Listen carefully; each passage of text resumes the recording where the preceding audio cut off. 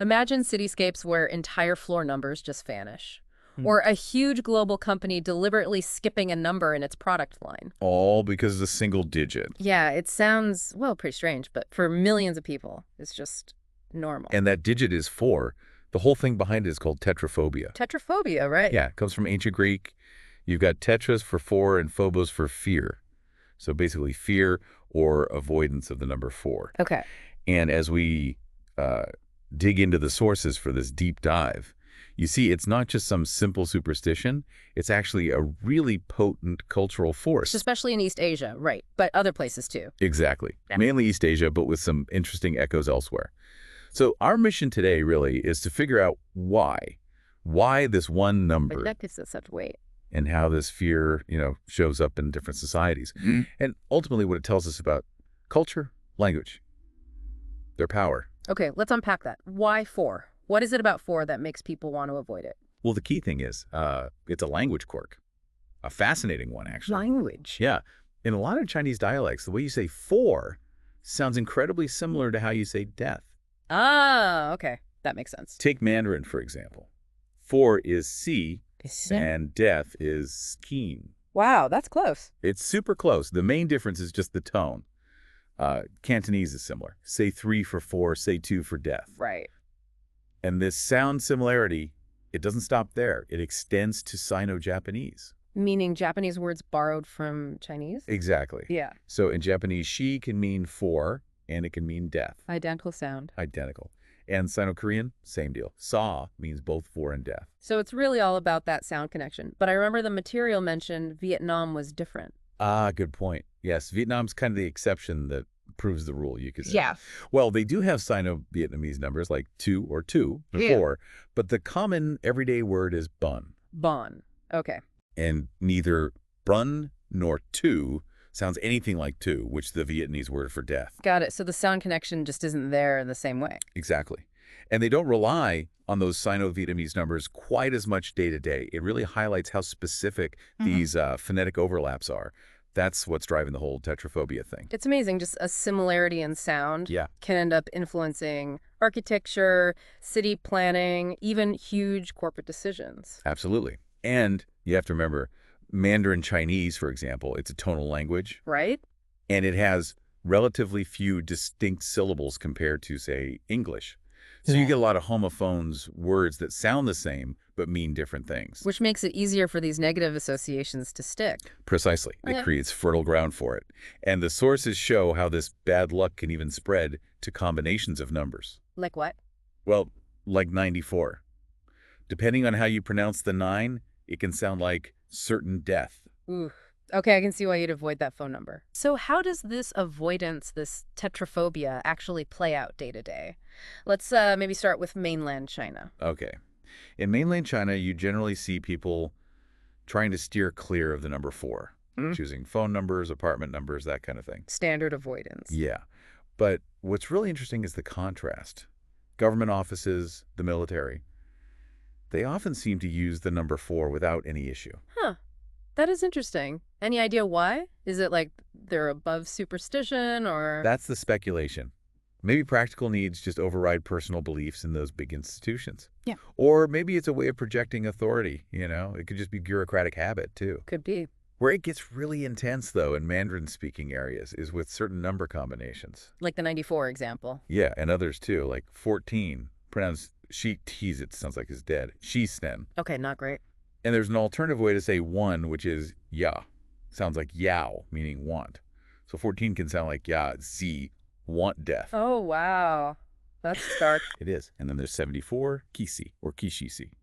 That can sound like actually dead, kishisi, or even angered to death. Yikes. No wonder people avoid them.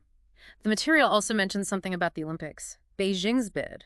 Right. This is fascinating. So Beijing bid for the 2000 Olympics and lost. I remember that. Then there was talk, speculation really, that tetraphobia played a part in them not bidding for the 2004 games. Because of the 4? Possibly. They skipped 2004 and went for 2008 instead. And 8, of course, is a very lucky number in Chinese culture. And they won that bid. They did. So it suggests this fear of a number might have influenced a massive international decision. Incredible. We see it in companies, too, like China's Southern Airlines. Hmm. They seem to skip aircraft registration numbers ending in 4. So you might see B8363, then B8365, B83666, but no B8364. But only at the end. Yeah, apparently if the 4 is in the middle, like B8426, that's okay. Seems quite specific. Very specific. Okay, let's hop over to Hong Kong. I think the sources had some pretty stark examples from there, especially with buildings. Oh, definitely. Hong Kong is where it's maybe most visible. Yeah. You get these big apartment buildings like Vista Paradiso or the Arch, Yeah. and they literally skip entire blocks of floors, often the 40s. So the elevator might go 38, 39. Just like that. No 40 through 49. Nope, gone. Now, tetraphobia is part of it, for sure. But you also hear that developers aren't exactly sad about it. How so? Well, it lets them label the floors above as higher and maybe charge a bit more. Skipping unlucky floors makes the lucky ones seem even better, perhaps. Ah, a bit of clever marketing mixed in with the superstition. Seems like it. And for Cantonese speakers, some combinations are even worse than just 4. 14, Sapse, sounds like will certainly die. Yikes. And 24, Yese, sounds like easy to die. Okay, definitely avoiding those room numbers. For sure. And because Hong Kong is such a mix of East and West, sometimes you see buildings skipping both 13, the Western unlucky number, and the 14 block. Covering all the bases. Right. Although, interestingly, there was that image in the source material showing phone numbers with lots of 4s up for sale. Yeah, what's that about? Maybe they're cheaper. Oh. Or maybe for some people or businesses, it just doesn't matter as much. Or they even see it as a bargain. It shows it's not totally universal, even within Hong Kong. Interesting. So it creates its own little market dynamics. What about Japan and Taiwan? Similar things happening. Similar, yeah. In Japan, you see number 4 avoided in some apartments. Yeah. And definitely in hospitals. Yeah. Makes sense, right? Absolutely. They also have a thing about the number 49, shiku. Sounds a lot like to suffer and die. Another grim one. Yep. And Taiwan has this quirky practical problem. If houses on one side of the street skip numbers ending in 4, but the other side doesn't, Oh, no. the numbers get completely out of sync as you go down the block. That must drive postal workers crazy. You'd think so. It's a real logistical headache caused by superstition. Okay, and this isn't just China, Japan, Korea. It's spread further south, too. Southeast Asia. Correct. Malaysia, for instance. Especially in areas with lots of Chinese Malaysians or in condos built by Chinese developers, they'll often skip floor 4 or house numbers with 4. Do they replace it? Sometimes they use 3A instead of 4. Ah, clever workaround. Singapore, too. Very clear examples there. Ah, SBS Transit, the bus company. They skip license plates ending in 4. really? Yeah. Like they'll have SBS 8603J, then the next one in sequence should technically end in 4G, but they skip it and go to SBS 8605D. The last letter is just a checksum, but they omit the 4. Wow. And SMRT, the train and bus operator, they avoid 4 as the first digit on train car numbers, and also for their late-night bus service numbers, the Night Rider routes. So it's baked right into the public infrastructure. What about Indonesia? Indonesia's interesting. It seems to be a growing trend there, maybe more since the 2000s, especially in big skyscrapers, particularly ones funded by Chinese Indonesian investors. Skipping floors. Yeah, skipping floors with a 4 or ending in 4, and often 13 too. Lippo Mall Nusantara uses 3A for the 4th floor. Some buildings, like King Sedio Propertindo, apparently jump from the 39th floor straight to the 50th. Another big jump. But, similar to China, government buildings, state-owned companies, they often do have a 4th floor. So again, maybe a difference between private cultural influence and public sectors. Fascinating pattern. And South Korea? You mentioned Sa sounds like death there, too. Yes, Sai sounds like the Hanja, the Chinese character for death. Mm-hmm. So while maybe not quite as intense as in some parts of China, it's definitely noticeable. How does it show up? Very common to skip floor 4 or room 4 in hospitals, funeral homes, places like that. Makes sense. In other buildings, elevators might just have an F button instead of a 4. F for 4. Presumably. And people tend to avoid apartment numbers with lots of 4s, like 404. It can apparently affect the property value a little. Even property values. Yeah. And even Korail, the National Railway, they specifically skipped giving the number 4444 to any locomotive. Dedicated avoidance. It's amazing how widespread these little adjustments are. And it's even crossed the Pacific, hasn't it? Examples in North America. That's right. Where there are significant Chinese communities, you see some accommodation. Yeah. Richmond Hill in Ontario, Canada, for a while actually banned the number 4 on new houses. To hand it. Yeah, though that changed. And Vancouver used to allow developers to omit it, although I think they later banned non-sequential numbering to avoid confusion. Even Vegas, the area hotel skips floors 40 through 49. Vegas, too. And Italy. That seemed random. It did, but apparently in some parts of Tuscany, the word for 4 also means coffin. No way. Yeah, so a completely different linguistic coincidence leading to a similar fear. That's incredible. Language John. is just... Wow. Okay, shifting gears slightly. What about companies, corporations making decisions based on this? Oh, definitely. Nokia is a classic example. The phone company. Yeah. Back in their Symbian smartphone days, and even before with Cyan, they deliberately avoided product lines, starting with Ford. They actually said it was a polite gesture to Asian customers. Huh. So no Nokia 4 something series. Pretty much. Yeah. No Cyan Series 4, no 4th edition of their S60 software, no 4XX phones for a long time. They did eventually release a Nokia 4.2 much later, but for years, they skipped it. That's a serious commitment to cultural sensitivity. Yep. Any others? Yeah, in Canada again. Saskatchewan needed a new telephone area code. The first suggestion was 474. Uh-oh. Exactly. Concerns were raised about tetraphobia, especially the 4s.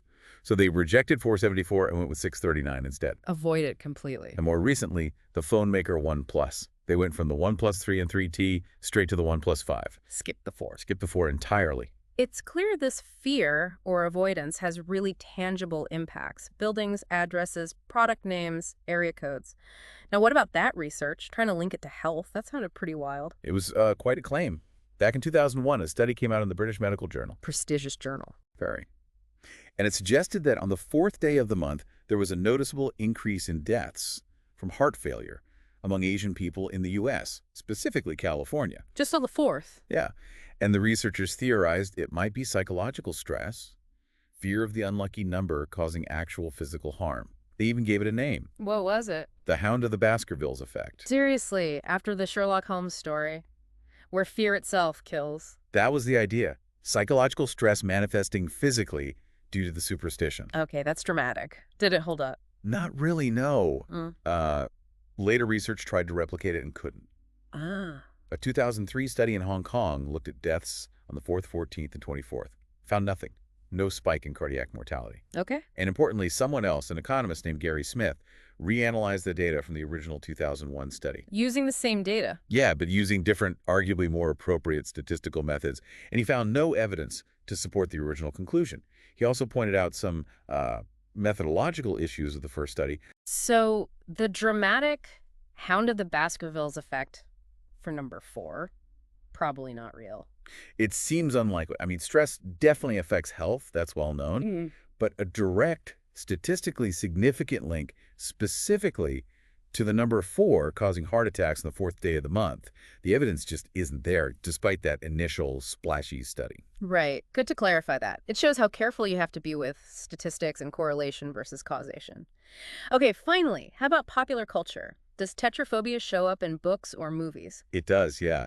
It's kind of a cool detail writers sometimes use. In JoJo's Bizarre Adventure, the manga and anime, Yeah, I know it. there's a character, Guido Mista, who's terrified of the number 4. He even numbers his magical companions, the Sex Pistols. Right. 1, 2, 3, 5, 6, 7. He deliberately skips number 4. Huh.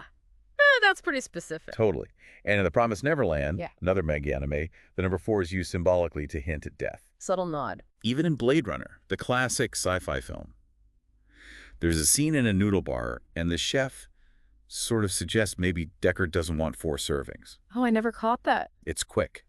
And in the Artemis Fowl books, the main character actually suffers from tetraphobia for a bit in one of the later books, The Atlantis Complex. So it's definitely filtered into creative works as this known cultural quirk. Absolutely. It shows how widely recognized the phenomenon is, at least enough to be used as a character trait or symbolic element. It's just wild, wrapping this up, how something that starts with basically a sound-alike Yeah, just phonetics. between 4 and death in certain languages can ripple outwards to affect architecture, business, city planning, maybe even Olympic bids. It's a powerful illustration, isn't it? Yeah. We've seen how this linguistic coincidence fuels tetraphobia, mostly across East Asia, but popping up elsewhere. Shapes building layouts, numbering systems, corporate branding. Right, all those practical examples. And while that dramatic health link seems to have been, debunked by later studies, the sheer persistence of the avoidance really tells you something What does it tell you? about the power of language, definitely.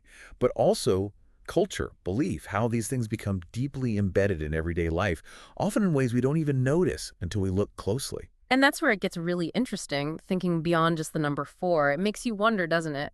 How many other little linguistic quirks or cultural habits, maybe ones we have, are subtly nudging our own thoughts and choices? That's a great point. Like, what are our own unlucky numbers, or maybe lucky ones, or symbols, or colors, things we might not even consciously register, but that are kind of scaring us just a little bit every day? Yeah. What hidden assumptions are baked into our own culture through language or tradition?